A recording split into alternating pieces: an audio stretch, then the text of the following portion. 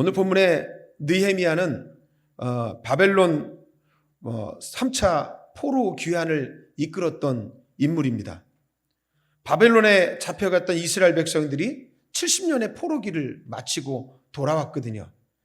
1차 포로 귀환은 수룹바벨에 의해서 이루어졌고요. 그때 돌아와서 했던 일이 뭐냐면 성전을 건축한 거예요. 모든 사람들이 가진 것 없지만 마음을 다해서 성전을 건축했습니다. 그리고 3차 포로 귀환을 이끌었던 것이 누구냐면 느헤미야입니다.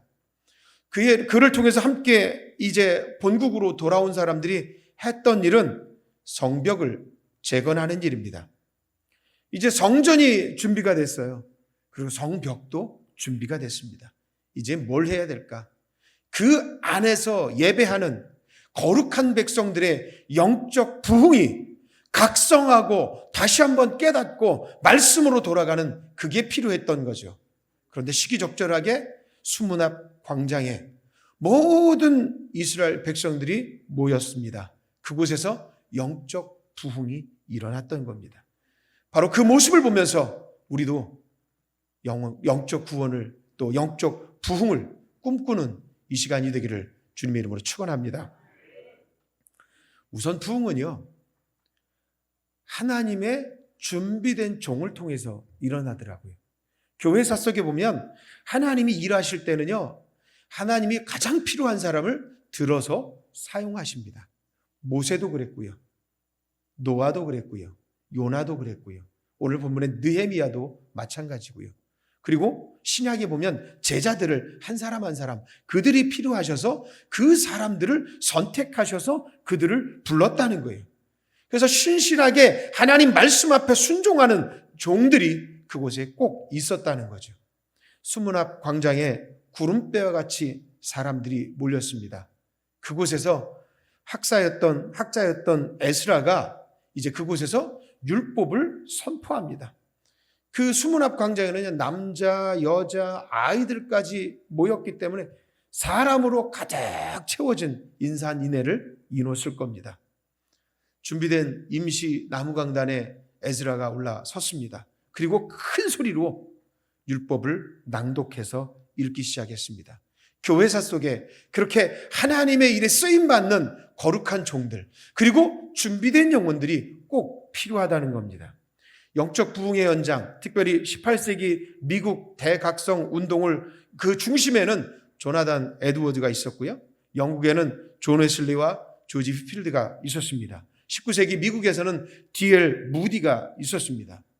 저는 1865년에 영국의 윌리엄 부스도 바로 그렇게 쓰임받은 사람으로 저는 확신하고 믿습니다.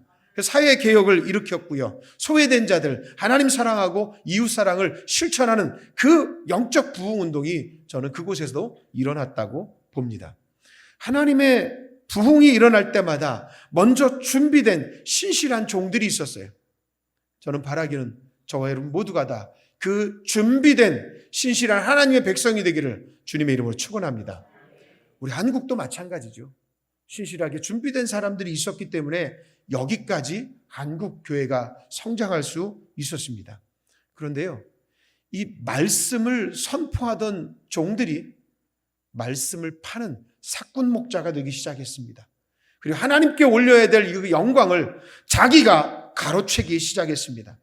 그래서 교회의 영광이 하나님 앞에 가지 않고 사람에게 가다 보니까 이제 외부에서 볼 때 예수 믿지 않는 사람들이 교회를 욕하는 치욕적인 상황까지 오게 됐다는 거죠.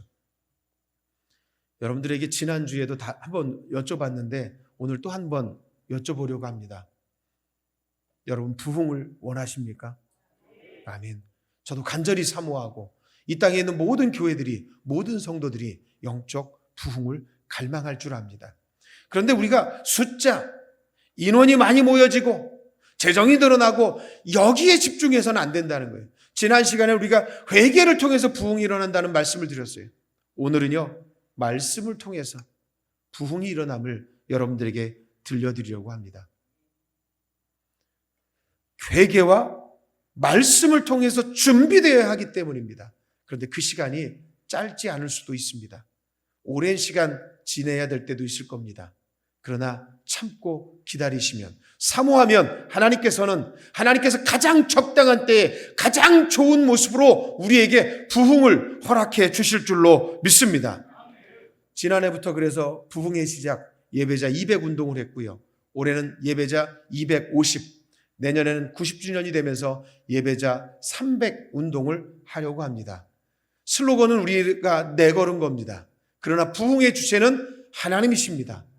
그래서 우리가 하나님 마음에 합하게 서 있기만 한다면, 나의 모든 죄를 하나님 앞에 고백하고 자백하고 회개에 합당한 열매를 맺고 말씀으로 우리가 새로워지기 시작한다면 하나님은 준비된 이곳에 부흥을 허락해 주실 줄로 믿습니다. 그렇다면, 그 부흥을 우리가 간절히 소원한다면 여러분들에게 부탁드리겠습니다. 이 강단을 위해서 기도해 주십시오. 이 자리가 아니라 말씀 선포되는 자리를 말씀드리는 겁니다. 그래서 말씀을 선포하는 우리 교회 교육자들을 위해서 기도해 주시기 바랍니다. 목회자가 말씀과 기도에 전념하지 못하고 행사와 프로그램에 매달리다 보면 말씀에 소홀해지게 되더라고요. 바빠서 최선을 다해 준비하기는 하지만 마음이 다 둘로 나뉘어지게 됩니다. 그리고요, 행사나 프로그램을 통해서 부흥하는 건 단기적인 부흥은, 즉 성장은 우리의 눈으로 볼 수 있을 겁니다. 그런데 프로그램과 행사뿐만 아니라 거기에 말씀이 더해져야 진짜 영적 부흥이 일어나고 장기적인, 하나님이 보실 때 지속 가능한 성장과 부흥이 있게 될 줄로 믿습니다. 그래서 말씀이 살아야 되는 거예요. 종교개혁의 기치 중에 하나가 솔라 스크립투라, 말씀의 부흥이었거든요. 오직 말씀이 아니고서는 우리가 변화될 수 없습니다. 그 말씀에 우리가 올인했으면 좋겠습니다. 그 정신이 우리 천안영문 강단에 흘러 넘치기를 원합니다. 말씀을 신실하게 증거하는 주의 종이 준비가 됐습니다. 그리고 두 번째는요, 말씀을 듣고 순종하는 백성들이 있었습니다. 수문학 광장에서 일어났던 이 부흥운동도 에스라의 말씀 선포, 율법의 선포가 있었고요. 그리고 그 말씀에 듣고 순종하는 이스라엘 백성들이 있었기 때문에 그 부흥을 우리는 꿈꾸게 되는 겁니다. 어느 부흥회보다 아주 뜨거운 영적 현상들이 일어나기 시작했습니다. 에스라가 말씀을 딱 펼쳤습니다. 그랬더니 이스라엘 백성들이 다 같이 그 자리에서 일어났습니다. 하나님, 말씀해 주십시오. 종이 듣겠습니다. 그런 마음 가지고 다 같이 일제히 일어났습니다. 그리고 하나님 앞에 찬양하고 말씀이 선포될 때마다 이곳 저곳에서 아멘이 계속해서 터져 나왔습니다. 왜 그랬을까요? 하나님의 말씀이 갈급했기 때문입니다. 간절했기 때문입니다. 하나님이 세계를 주관하신 분임을 그들이 다시 한번 깨달았기 때문입니다. 포로로 잡혀가게 한 것도 하나님이시고 포로에서 다시 돌아오게 하신 것도 하나님이라는 걸 그들이 깨달은 거예요. 하나님께만 영광 올려드려야 되겠구나. 그들이 그것을 깨달았던 겁니다. 그리고 9절에 보면 이스라엘 백성들의 반응이 나타납니다. 더 이상 그곳에서 참지 못하고 울음이 터져나오기 시작합니다. 그들의 눈물의 의미는요, 그동안 율법과 말씀대로 살지 못했던 자신들의 모습을 돌아보게 됐고요. 두 번째는요, 조상들이 우상 숭배하고 하나님 말씀대로 살지 않았던 것, 그것 때문에 포로로 잡혀갔고 우리가 이런 어려움을 당하게 되었다. 그것을 깨닫게 된 거예요. 그러니 자기의 죄를 보니까 눈물을 흘리지 않을 수가 없는 거예요. 그래서 계속해서 눈물이 흘러나오는 거예요. 눈물이 터지기 시작합니다. 여러분도 아마 그런 경험들이 있으실 거예요. 부흥회를 참석하거나 아니면 예배에 말씀 듣거나 아니면 어느 때는요, 찬양을 듣다가 내가 부르는 찬양에 은혜가 되어져서 그 찬양의 가사 한 단어가 내 마음에 확 꽂혀질 때에 눈물이 폭포수와 같이 터지는 때가 있었을 겁니다. 바로 그런 영적 경험이 우리 안에 다시 일어나야 한다고 하는 거예요. 지금 이스라엘 백성들이 말씀이 선포됐더니 가슴에 찔리고 마음에 찔리고 심령에 찔리기 시작하니까 눈물이 터져 나온 거예요. 눈물을 흘릴 땐 눈물만 안 나오더라고요. 같이 나오는 게 꼭 있어요. 여기서 이렇게 뭐가 이렇게 찍 나와. 콧물도 나오더라고. 그냥 바닥을 뒹굴고 눈물, 콧물, 옆에 누가 있는 거 신경도 안 쓰고요. 창피한 줄도 모르고 눈물, 콧물 흘면서 하나님 앞에 자기의 죄를 회개하고 용서를 구하는 그런 때가 아마 여러분들도 있었을 겁니다. 그때를 다시 회복해야 됩니다. 그때가 회복되어져야 정말 우리 한국교회, 우리 구세군 천안교회 부흥은 일어날 줄로 믿습니다. 자, 레위인들과 학사 에스라와 느헤미야가 이 모습을 쭉 보고 있다가 이제 그 울음을 이제 멈추게 합니다. 멈추게 하죠. 왜냐하면 그날은 나팔절이기 때문입니다. 여호와께 즐겁게 예배해야 될 즐거운 명절이기 때문입니다. 그래서 울음을 이제 좀 멈춥시다. 이제 울음을 멈추고 하나님 앞에 기쁨으로 그 영광을 좀 같이 누립시다. 나팔절이기 때문에 울음을 멈춰야 되지만 또 하나의 이유가 있었습니다. 앞으로 주실 은혜를 생각하면서 눈물을 멈추라고 하는 겁니다. 여러분들의 삶의 문제 때문에, 신앙의 문제 때문에 눈물을 흘리고 계신 분이 계십니까? 그러면 눈물을 흘려도 좋습니다. 그러나 멈춰야 될 때가 필요합니다. 그리고 앞으로 주실 은혜들을 기억하시기 바랍니다. 하나님은 믿음의 사람들을 실패하지 않게 하시고 반드시 붙들어 주실 줄로 믿습니다. 그것을 믿고 나아간다면 더 이상 눈물을 흘리지 아니하고 기쁨으로 오늘도 하나님이 나에게 역사하실 것이고 내일도 동행해 주실 것이고 하나님이 함께해 주실 거야. 그 마음을 생각하니까 더 기쁨이 넘치게 되는 줄로 믿습니다. 우리 교회 외벽에 현수막을 새로 바꿨습니다. 경부고속도로 올라가다가 내려가다 보면 항상 보이는 현수막인데 거기에 이렇게 적어놨습니다. 동행, 우리 함께 가유. 네, 그렇게 적었습니다. 구세군이 동행하겠습니다. 그렇게 적어놨어요. 주님이 여러분들과 함께 동행하십니다. 그래서 믿으시기 바랍니다. 오늘 역사하신 그 하나님이 내일도 역사해 주실 거예요. 하나님 우리에게 필요한 꼴을 날마다 공급해 주실 줄 믿습니다. 그걸 믿고 눈물을 멈추고 하나님 앞에 나아가서 기쁨으로 찬양하고 영광 올려드릴 수 있기를 주님의 이름으로 축원합니다. 이 오늘 말씀을 통해서 말씀으로 준비된 신실한 주의 종이 있었고요. 그 말씀을 듣고 반응하는 백성들이 있었어요. 특별히 말씀에 반응했던 그들의 모습을 두 가지 단어로 요약해보고자 합니다. 그것은 말씀에 대한 자원함이 있었어요. 말씀을 듣는 자리를 자기들이 만들어낸 거예요. 두 번째는요, 간절함이 있었습니다. 그 간절함으로 그 말씀을 사모하며 들었다는 겁니다. 자원함, 그거는요, 교회에서 프로그램으로 성경 공부를 합니다. 또 그래서 어떤 세미나를 합니다. 그러면 주의 종과 운영위원이 주도가 되어져서 그 모든 일들을 만들어가죠. 그래서 성도님들은, 군우님들은 참여해 주십시오 이렇게 하는 거예요. 그런데 오늘 수문 앞 광장에서 일어났던 이 사건은 뭐냐면 집회하는 군중들이 다 모였어요. 그리고 에스라에게 요청합니다. 말씀을 가져와서 읽어 주십시오. 이 상황이 어떤 겁니까? 성도들이 다 모였습니다. 그리고 나서 사관님 성경 공부 좀 해주세요. 이거 뭐지요? 물어보는 거예요. 거꾸로 된 것 같아요. 그런데 말씀을 배우고자 하는 그 자원함이 바로 그들의 간절함이었고 말씀을 사모하는 그 모습이었다는 겁니다. 에스라가 강단에 서서 이제 모이십시오. 제가 말씀을 선포하겠습니다. 율법책 읽어드리겠습니다. 이렇게 하지 않았다는 거예요. 강단도 다 준비해 놓고 에스라요, 오셔서 율법을 좀 선포해 주십시오. 그렇게 되었다는 거예요. 말씀을 듣고자 하는 그 자원함, 말씀 앞에 서고자 하는 그 자원함이 있었기 때문에 영적 부흥이 일어날 수 있었다는 겁니다. 이런 영적 부흥이, 말씀 앞에 자원함이 우리 교회도 일어나기를 소원합니다.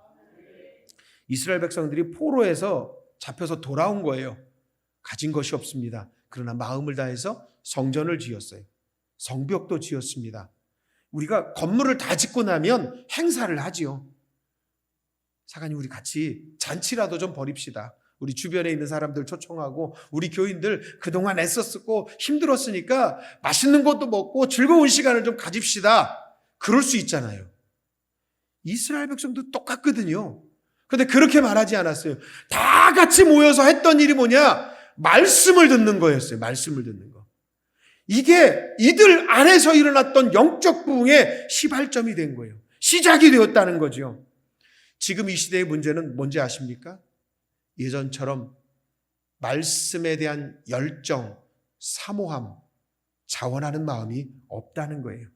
예전엔 교회에서 부흥회 하면요, 지역에 있는 교회들이 다 같이 모였어요. 교회 안이 가득 찹니다. 들어오지 못하신 분은요, 교회 문, 그 창문 열어놓고 그렇게라도 들으셨어요.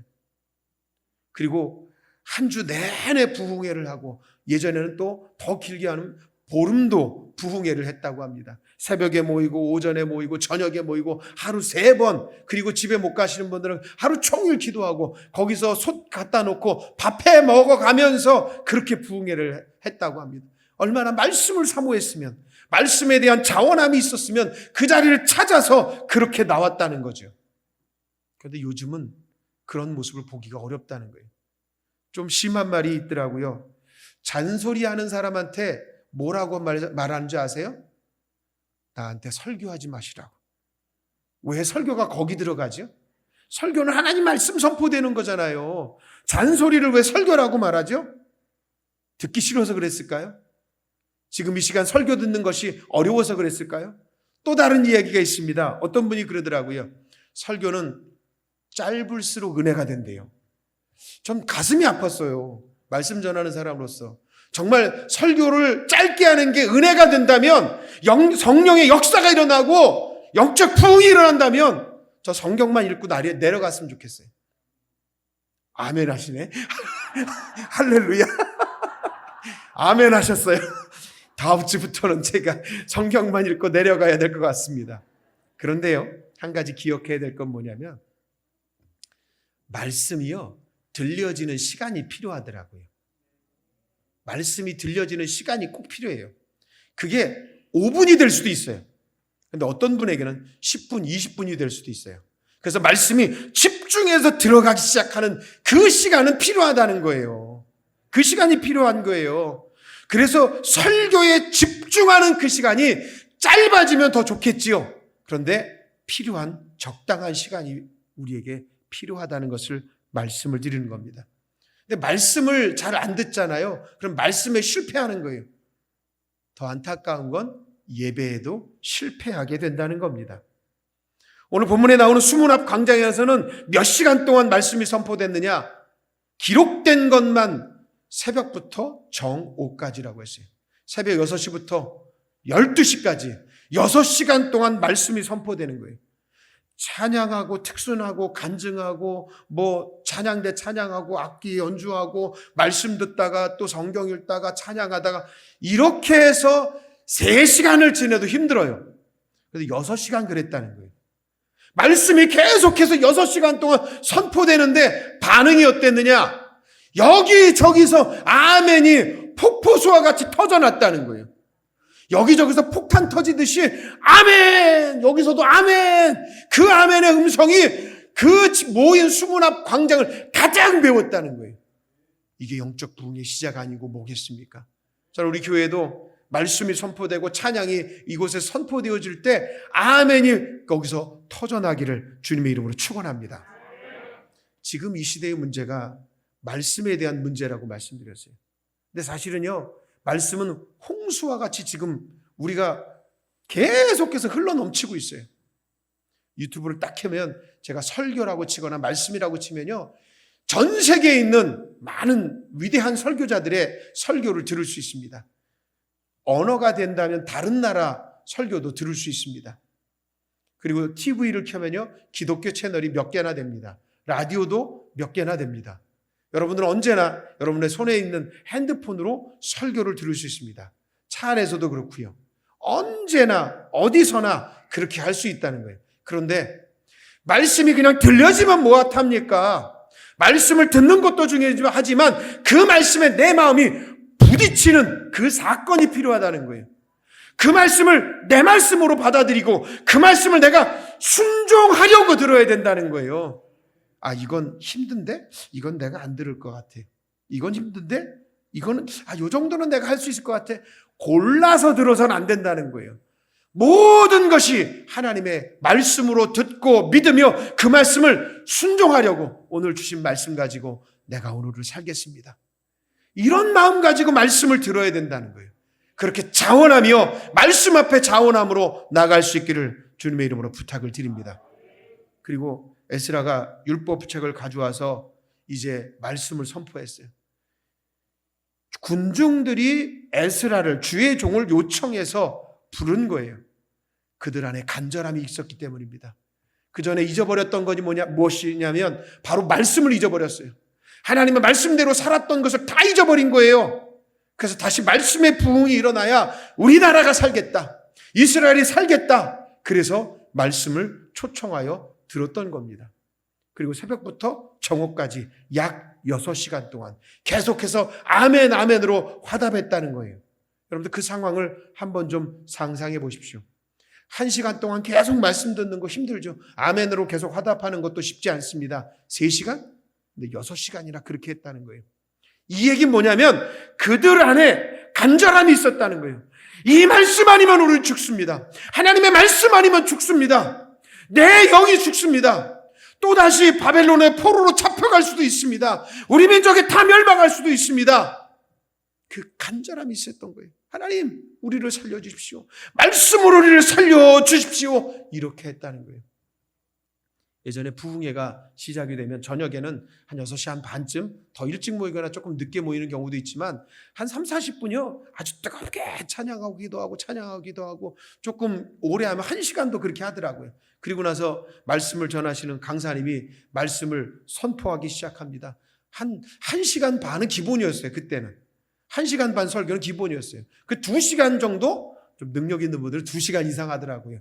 그리고 나서 2시간 정도 지나고 나서 잠깐 옷을 벗고 찬양 한번 하더니 조금 더 전하시더라고요. 그러더니 1시간을 넘게 하시더라고요. 그래서 말씀만 제가 듣기로는 3시간 넘게 말씀 전하시는 분도 간혹 있었어요. 정말. 그런데 한 분도 자리를 뜨지 않고 그 자리에서 말씀을 사모해서 기도하고 찬양하고 또 말씀 듣고 아멘으로 화답하고 그랬던 적이 있었던 것 같습니다. 근데 그걸 지금 다 잊어버렸다는 거예요. 12시가 조금 지나 우리 예배는 12시 한 10분 정도에 보통 끝납니다. 그리고 나면 12시가 5분 정도 지났어요. 그리고 나서 10분, 20분, 12시 반 되면 이제 마음이 조급해지는 분들이 계시기 시작합니다. 그러지 마십시오. 조금 밤 늦게 먹어도 괜찮고요. 오후 예배 조금 늦게 드려도 괜찮아요. 그러니까 오후에 프로그램들을 진행하는 것 때문에 너무 급해할 때가 있어요. 마음 조급할 때가 있어요. 그것보다 중요한 건 지금 이 시간에 말씀이 선포되는 이 자리에서 내가 영적으로 깨어있고 하나님의 말씀으로부터 일어나는 부흥을 경험하는 것이 더 중요한 줄 믿습니다. 거기에 우리가 좀 초점을 맞춰보자는 거예요. 내 영이 살아야 내 육도 삽니다. 내가 살아야 우리 자녀들 살고 우리의 부모가 삽니다. 내 주변의 사람들이 살아날 수 있습니다. 나를 살려주시고 말씀 앞에 온전히 서게 해주십시오. 말씀이 선포된 대로 그대로 순종하는 거예요. 자, 이웃과의 관계가 회복되어졌어요. 말씀의 부흥을 통해서 회개를 통해서 하나님과의 관계가 회복되어졌어요. 부흥은 이겁니다. 하나님과 나와의 관계가 회복되어지는 거예요. 그리고 하나님과 나와 관계가 회복되어질 뿐만 아니라 우리 주변의 이웃들과 관계가 회복되어지는 거예요. 그래서 기쁨이 넘치고 은혜가 넘치고 평안이 넘치는 거예요. 이게 진짜 부흥이라는 거예요. 주님은 이것 때문에 오신 거예요. 사순절은 그것을 기억하는 절기예요. 다시 사는 것, 이걸 영어로 하면 리바이벌이에요. 다시 사는 거예요. 우리말로 번역해 볼까요? 이게 진짜 부흥이라는 거예요. 주님이 내 안에서 하나님의 형상이 회복되어지고 하나님의 나라가 회복되어질 때 진짜 부흥은 일어날 줄 믿습니다. 이 사순절 기간에 저와 여러분 회개하고 말씀 앞에 자원하고 간절한 마음으로 영적 부흥을 경험하시기를 주님의 이름으로 축원합니다.